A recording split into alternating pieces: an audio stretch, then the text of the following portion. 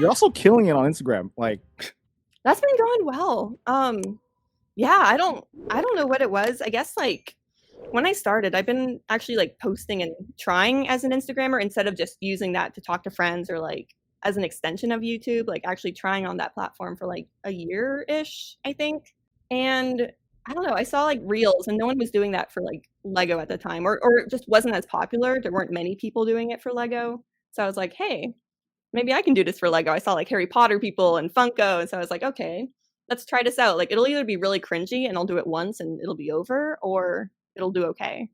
And it did all right. So yeah, I haven't spent as much time on it lately. But I should. So I need to get back into that more. so now do you consider yourself more of an Instagrammer or a YouTuber? It's like hard, because like the visibility on Instagram is not like something to joke about. It's crazy how much visibility you can have, even from people who aren't following you. Like you'll get like 1 million views on something, and it's I don't want to say like it's not hard to do that.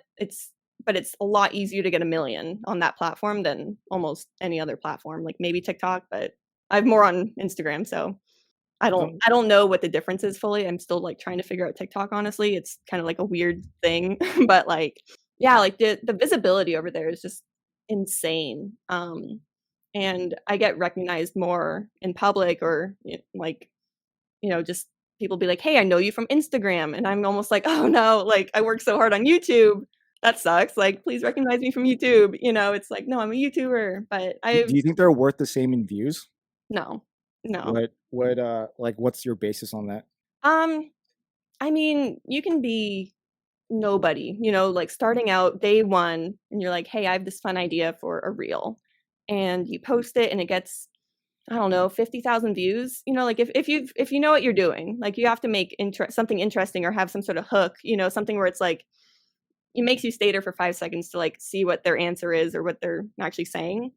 Like stuff like that. If you know what you're doing, you can get 20,000, 50,000 views and get 100, 200 followers from that, 500 followers, depending on like the niche it is as well. It could be even higher than that, pretty much like overnight.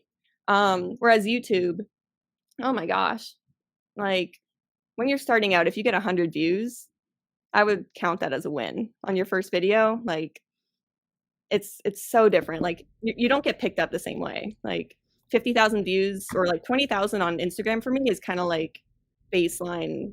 Like if it doesn't get 20,000, it's like, okay, like, yeah, that kind of sucks. Like it's fine, but it's like, okay, it wasn't very good.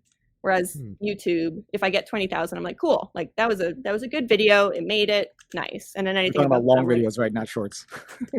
yeah, exactly. Long videos on YouTube. But yeah, no, it's and same with like follower count. I don't know, the value on each platform is totally different, but it's weird too, because like it's easier to grow on these short form platforms. But like, I'm sorry, I feel like we just like dove in deep on this like so fast, but like It's all good. you can stop me at any point. Oh, go on. No, dive right into it. Go ahead. We got 50 Like, minutes of this. Go ahead. That's the good stuff. the followers on Instagram, like it's hard to equate that to YouTube, but like I have 40,000 on YouTube, and I put out videos almost daily for maybe 6 months or so, and now I'm more at like 2 to 3 a week, and that's been for 2 years, and I'm at like 40,000. And I do vlog content, so I know it's not like as viral as other forms of content too. So like I understand that, but man, Instagram, like you can grow to 10,000 very fast. Like that's pretty easy. And I feel like 10,000 on Instagram is like 1,000 on YouTube almost. Like that's what it feels like to me. It's kind of like, okay, you've gotten the hang of it. You have some sort of following now, cool. And then like I don't know, it's hard after that, but I like my Man, this made 70,000. me feel like I'm failing on Instagram. I mean, it's just like if you put in the same effort on both platforms, like you're gonna skyrocket on Instagram before doing so on YouTube.